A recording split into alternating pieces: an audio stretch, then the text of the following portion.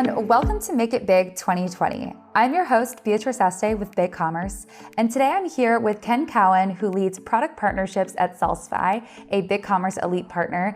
Thank you, Ken, for being here with us today. I'm really excited to dive into today's topic, which is how B2Bs should be adopting a B2C mindset. Before we dive in, I would love to have you introduce yourself and tell us how you got started in e-commerce. Sure, thank you for having me. I appreciate BigCommerce being such a good partner to Salsify. So I've been in e-commerce for coming up on 20 years now. I started in e-commerce back in about 2001 in the early days of e-commerce with an internet startup called BigCommerce, actually. So this is a topic that has been top of mind for me personally for a very long time. Salsify in particular has been in e-commerce, has been a company in business since 2012. We started in product content management, in particular, getting brand manufacturers their goods and their product content to retailers' sites like Amazon or Walmart or Target or others. And now we manage product content across all digital shelves for brand manufacturers. Call it 750 of them or so, ranging in sizes from small manufacturers all the way to some of the largest global brand manufacturers. Traditionally, commerce was done online, and I think for many B2B retailers, we've seen the launch to online be a little bit delayed. But for B2B retailers who are now looking at the online space, knowing that they want to make the shift, what advice do you have for them? How do they know what e-commerce platform to go with, what features or functionality they may need? What's your general advice for helping them launch into the online world? So there's two ways to approach this problem, right? The first is, and the problem that we're discussing right now is just if I'm a traditional B2B company, right? If I sell traditionally through my wholesale channels, or maybe I sell through a sales force, it's probably a field sales force, right? There's two ways to think about approaching B2B, approaching B2B e-commerce. One of them is to just take everything that you're doing right now and move it online, right? Just digitize it, right? Start finding software that allows you to take everything you're doing and put it online. That's kind of the traditional approach. The alternative approach to that is to rethink all of your business processes in terms of how they could be executed using modern technology. And they're really two completely different approaches to solving the problem. And so in the first case, you're basically doing things like using things like CRM, or putting in place a purchase order management system, making sure that you have order workflows and all of the kinds of things to enable your sales force to continue to be productive, but using modern technology, right? That's a good approach, and it's one that is highly scalable for massive organizations as they need to make very large digital transformation shifts online. The flip side of that is, for many businesses, they will actually find a better ultimate outcome if they start by thinking through what they could be doing differently in approaching online. And this has to be, it sounds almost too basic to even start, but it has to be, if you're really thinking through transformation, you have to think through it at the basic foundational level. And in this case, we kind of know what a good online shopping experience is, right? Everyone, when they go home, they're not thinking about working style or working life. They have a sense of what they want when they go shop online, right? All of the kinds of things like pre-purchase discovery, reviews, making sure that there's a good site search experience, right? Understanding what the funnel looks like. How does someone discover your products? What is the experience that you expect them to go through when they actually go through, when they actually look for your products and find them online? Where do you expect them to find them online? And then once you have them, how do you make sure that that content is good enough to get them continually more and more interested in what they need for it online? We all kind of have an intuitive experience for this because we've all been shopping online for 20 years now. And we've really done a good job on the business to consumer side, or the business to customer side, B2C side, particularly in direct to consumer and in retail, frankly. If you go to try to buy something on Amazon, for instance, anytime that it's a bad experience, right? Think about the last time that you tried to go buy paper towels on Amazon, right? It's probably not the best product content. You probably looked at it and said like, wow, this site they don't have great pictures. I don't really know what I'm buying. Is the selector size the right size? Did I get is it this big or maybe is it this big? Or how do I know which one I actually want? Contrast that to going to a very good direct-to-consumer site where you've got an amazing product experience with rich photos, maybe a 3D spin, all the kinds of detailed product content that you'd want to see, along with robust ratings and reviews and an ability to potentially sign up to capture your email on that website so you get updates based on the things that you are interested in, right? Like that's a good consumer experience. BigCommerce in particular is able to provide an amazing consumer experience.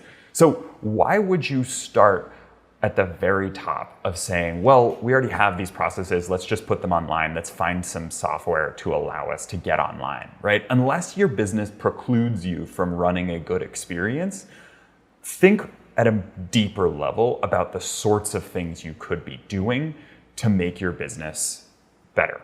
Now, let's go a little bit deeper on that point.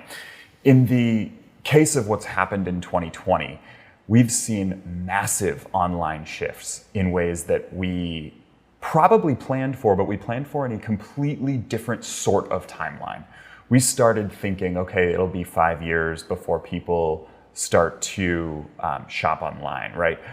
For groceries, for instance. Amazon had famously said that in the first 2 months of COVID, they saw the levels of online grocery demand that they had planned for 5 years out. You had Microsoft CEO Satya Nadella say that they saw 2 years worth of digital transformation in 2 months, right? So those are big industry trends that we can't ignore. And as we're thinking through those, we start to think, wow, okay, so imagine if the world has now changed in a way that we need to adapt to. What are the sorts of things that we need to be doing from a planning perspective to make sure that we are enabled to live in this current world and thrive as a business? And those are the kinds of things that cause us to look deeper into our business processes and deeper into what the actual consumer experience or the customer experience needs to be.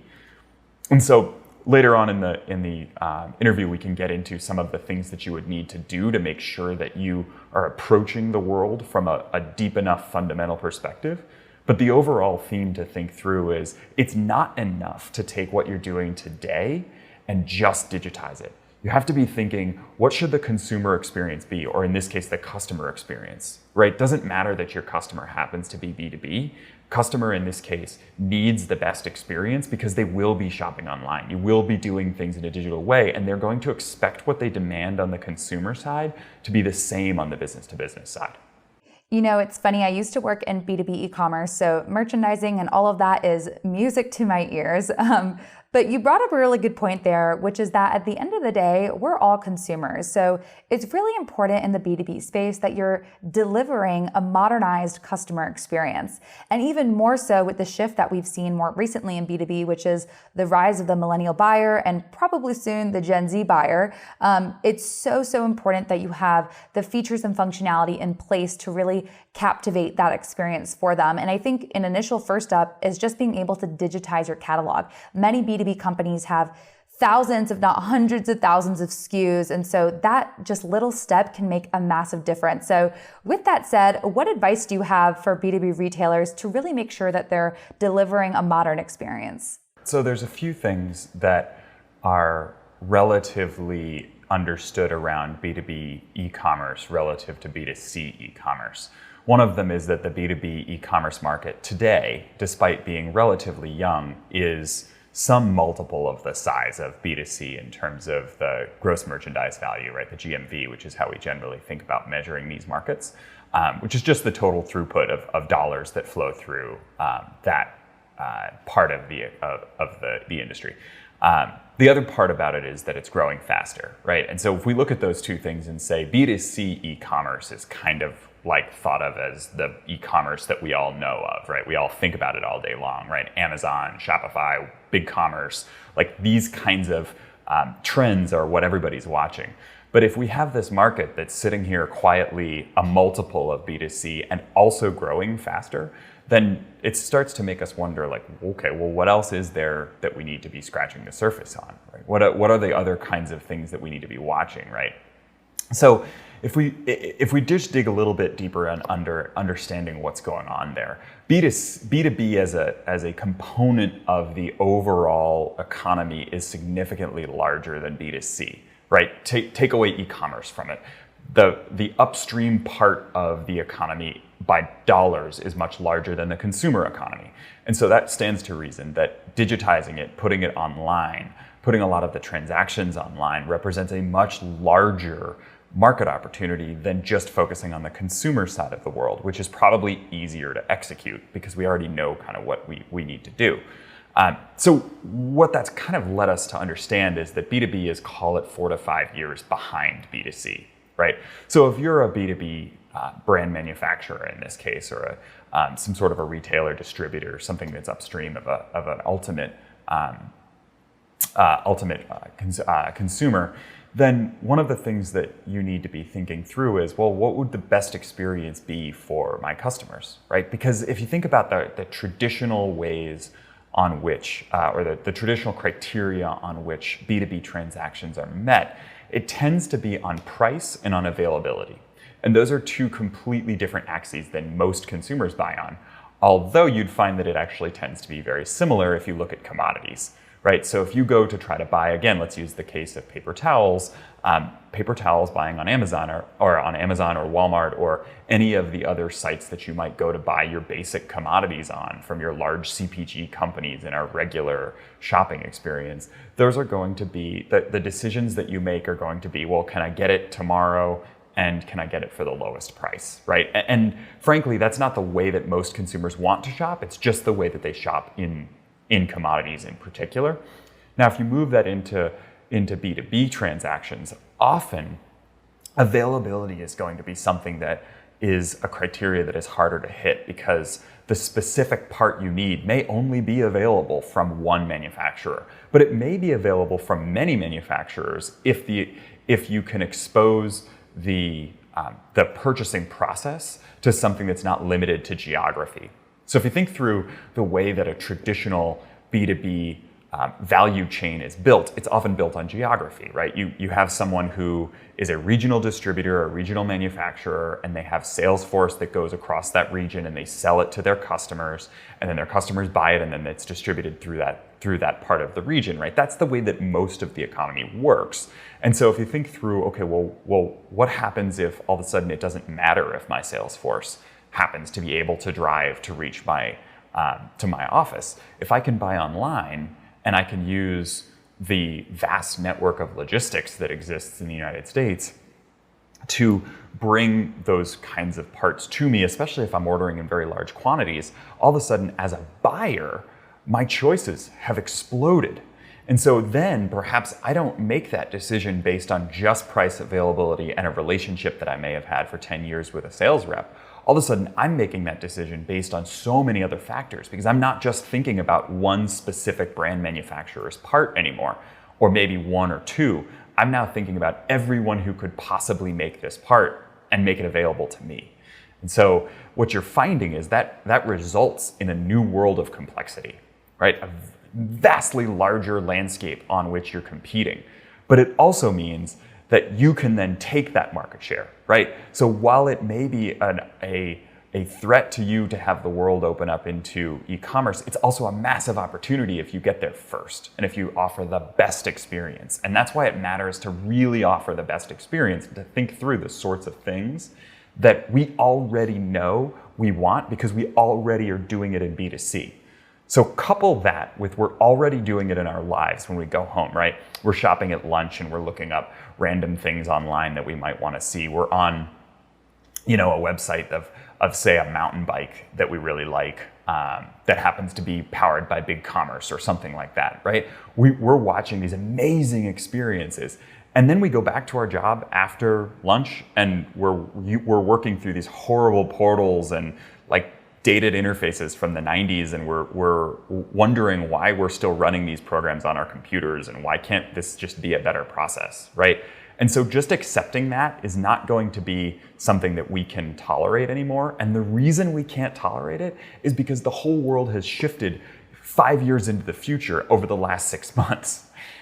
And so if you think B2B is 5 years behind B2C and the entire world just shifted 5 years, you don't have time to sit for another 5 years. You have to be thinking in terms of what can I do today? What can I do to get very fast time to value? And how do I start competing across broader geographies, right? How do I open up the potential funnel that I have of customers? How do I think through my distribution networks?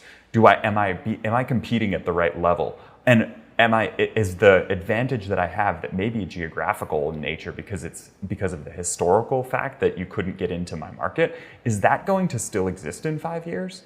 And with the fact that the economy is moving so quickly towards digitization and online transactions, is that going to move faster than I anticipated it? I think you made a really good point there in that historically for B2B businesses, customers were making decisions based off price and availability alone. That has completely changed to today's world where people crave more information.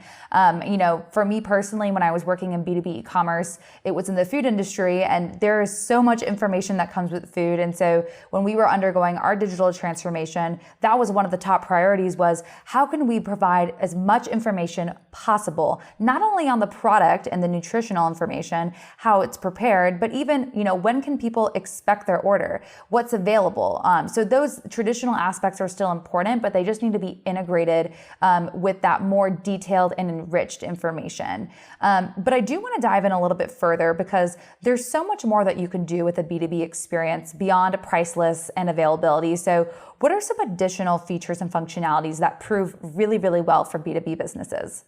The question is a great one, which is how do I have to think about evolving my content that's available in the purchasing process to make a modern day purchasing cycle that my customers will enjoy, that will be competitive, right?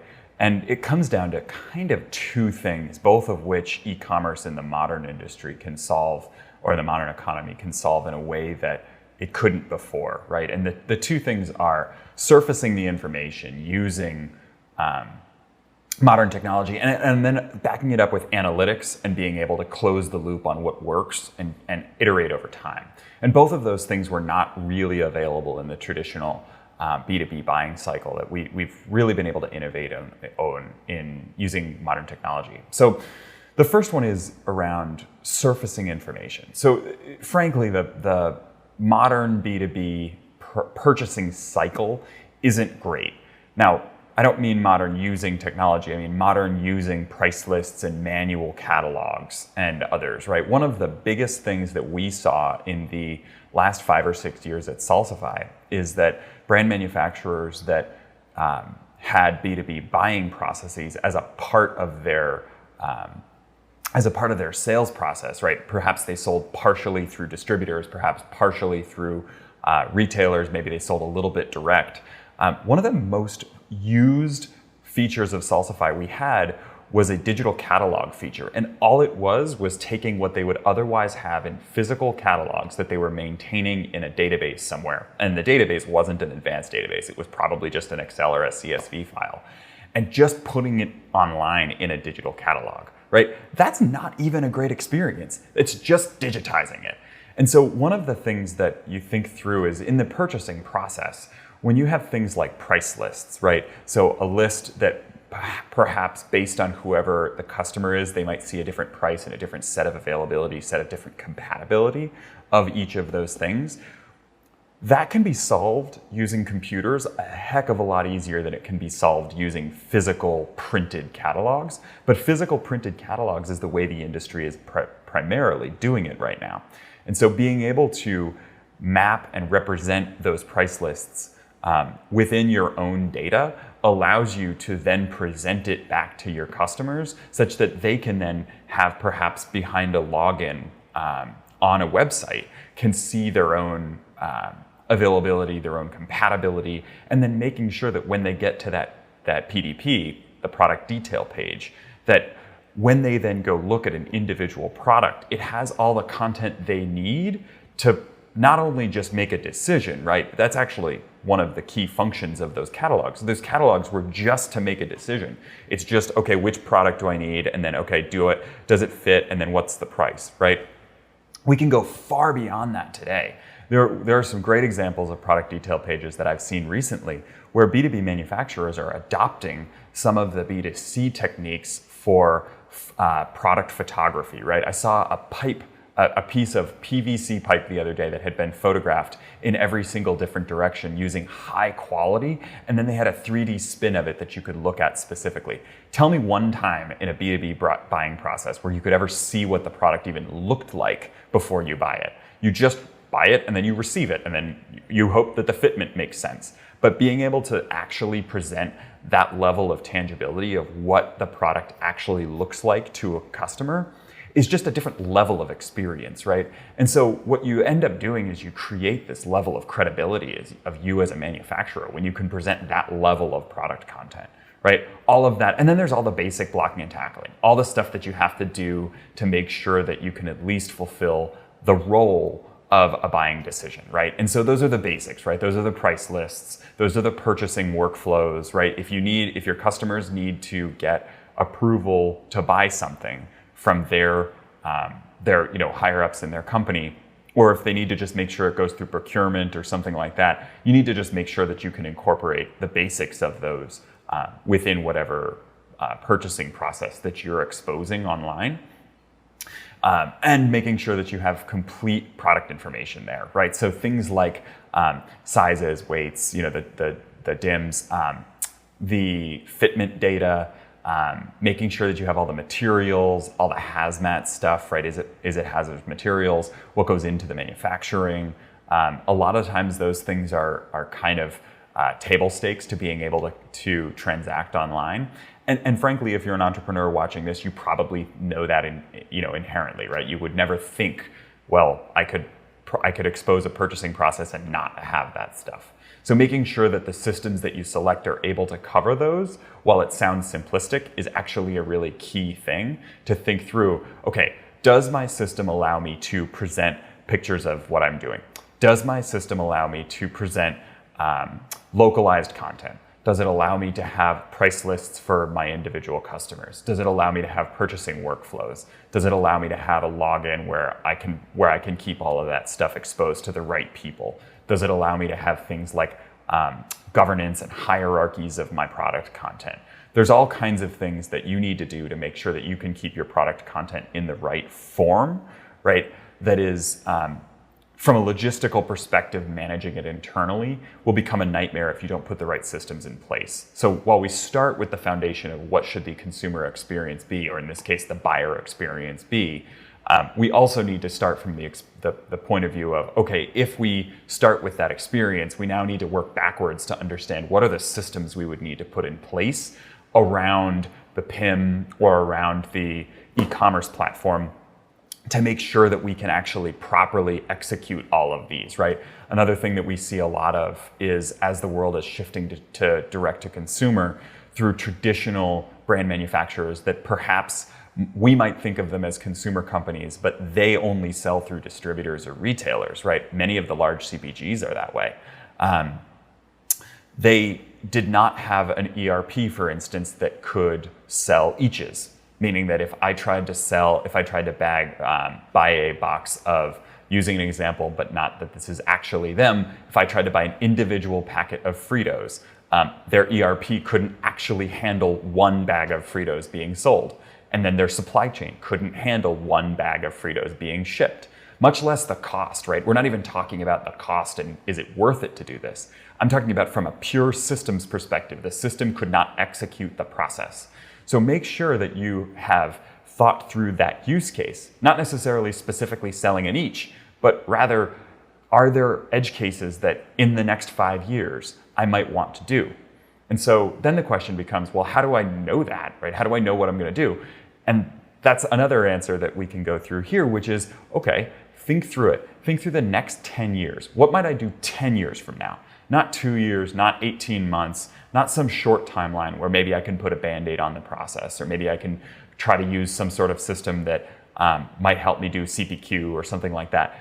Think through the very specific process of what would happen in 10 years or 15 years. And then if I were to try to do that next week, what would be the very first thing that would break? Solve that first. Solve the thing that would break in the future first, because that's going to be the biggest challenge that you're going to have. That is super, super awesome advice. I know people probably watching this session now are saying, Ken, you've convinced me. I want to undergo my digital transformation. I want to bring my B2B business online, or I want to optimize it. But all of this sounds a little bit easier than it really is. We know that for B2Bs, it's a really complex process to undergo a digital transformation. We know obviously BigCommerce and Salsify are both great solutions for B2B companies, but what are a few other partners and technology integrations that B2B e-commerce managers should pay attention to when starting to decide, where do I even start with my digital transformation? So the question is really a tough one, which is, how do I know which technologies to invest in, right? How do I know what to look at when I'm running that experience or that experiment of, I'm going to have a strategy session with my key stakeholders. It might be my C-suite, it might be my board if I have one, it might be my co-owners, say if I'm a co-owned company, or maybe my family if it's a family business, and we're saying, look, I need to invest in new technology. I know this is a thing, the world has changed, it's time for us to make that shift. Well, how do I know what to look at, right? And I could rattle off a number of 3-letter acronyms you could look at, like CRM or ERP or CPQ or any of those kinds of things, or e-commerce platform. Frankly, the thing that you have to do is make sure that you get good help, right? This world is really, really complex, and you need to make sure that whatever you're doing is going to be set up by a company that can help you, right? And so the place to look is to look to the people who you trust and ask them for help in who they can recommend. And BigCommerce in particular has an amazing partner ecosystem of consultants. I would suggest going there. We work with a lot of them at Salsify as well.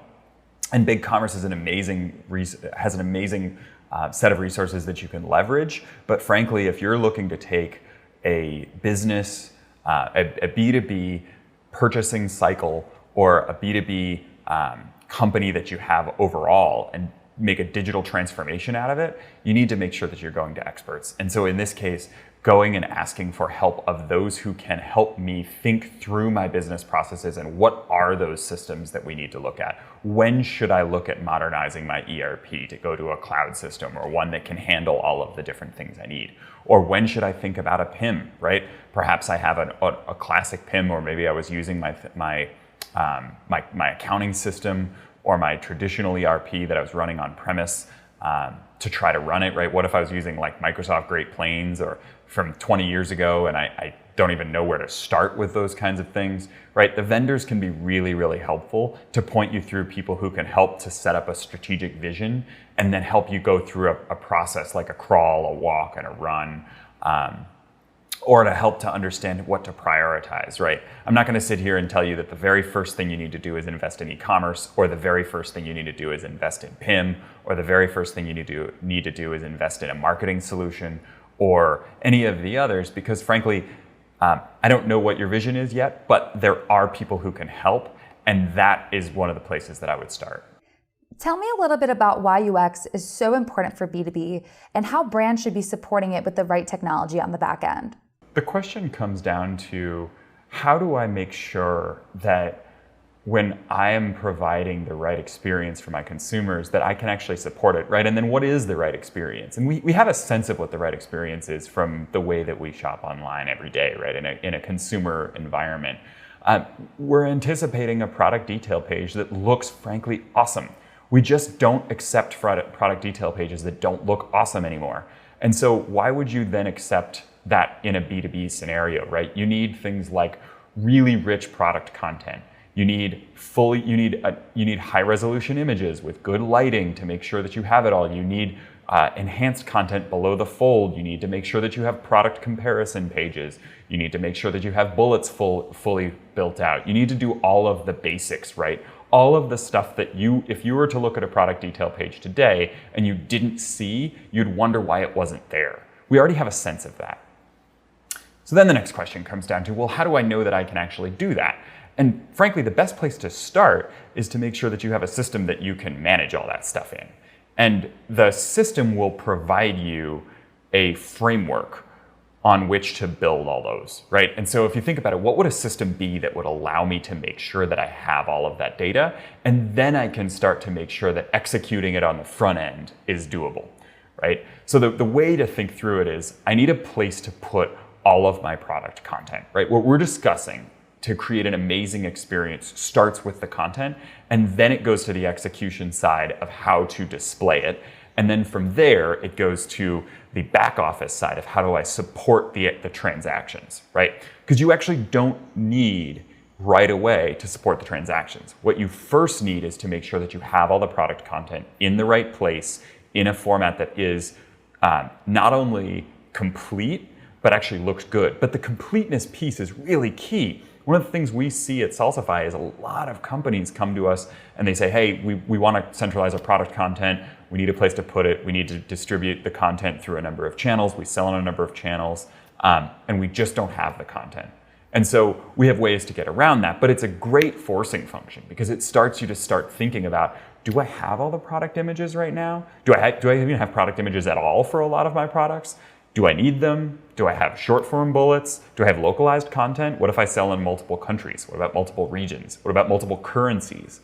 Right? All of those kinds of things, all of a sudden it becomes this kind of aha moment of, wait a minute, this is what I need to do.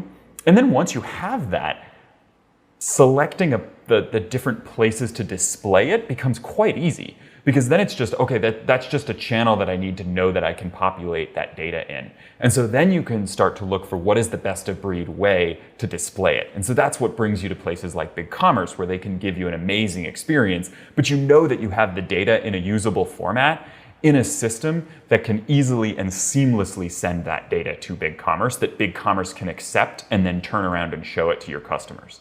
Once you have that, then you go back and say, wait a minute, can I actually support this using my current systems? And to wrap this session up, for those tuning into this session, what are a few key takeaways that you'd like them to walk away with? The key takeaways, in my mind, in thinking through this is, one, don't overthink it. We kind of know what it is that we want to replicate the buying experience for. We know what a good buying experience looks like. We do it all the time, right?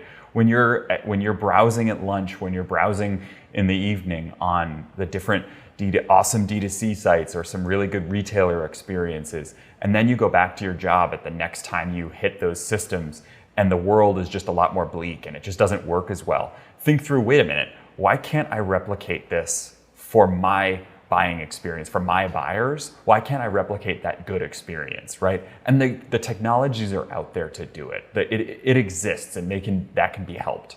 So that's the first thing is you already know intuitively what you're looking to do.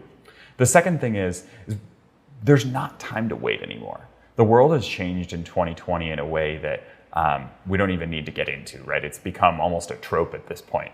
But we really did see years worth of digital transformation in 2 months, in 3 months, right? Amazon had 5 years worth of predicted grocery growth that they saw in 2 months. Microsoft said that they saw 2 years worth of digital transformation in 2 months. The point at which this starts getting repeated at the board level or the investor level of some of the world's largest companies is when you know that this is real. So you don't have time to wait and to sit back and say, well, I'll wait 2 years and see what happens. The seeing what happens already happened. That's the second thing. And the third thing is, how do I know where to start? Say that I believe those first 2 points. How do I know where to start? And the way to start is to run the exercise of thinking through what your business needs to look like in a modern digital economy in 5 years or in 10 years. Push it to the limit where all of a sudden the systems break, and try to think what would break first, and then that's the first place that you need to be addressing. The very first thing that would break if we tried to completely modernize everything tomorrow. Thank you so much, Ken, for joining us today and for being part of the 2020 Make It Big conference. Thank you for having me, Beatrice.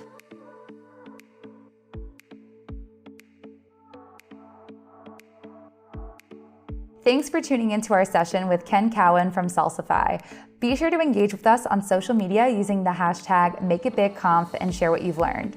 If you're looking for more insights, be sure to tune into more Make It Big conference sessions by heading over to www.bigcommerce.com/makeitbig.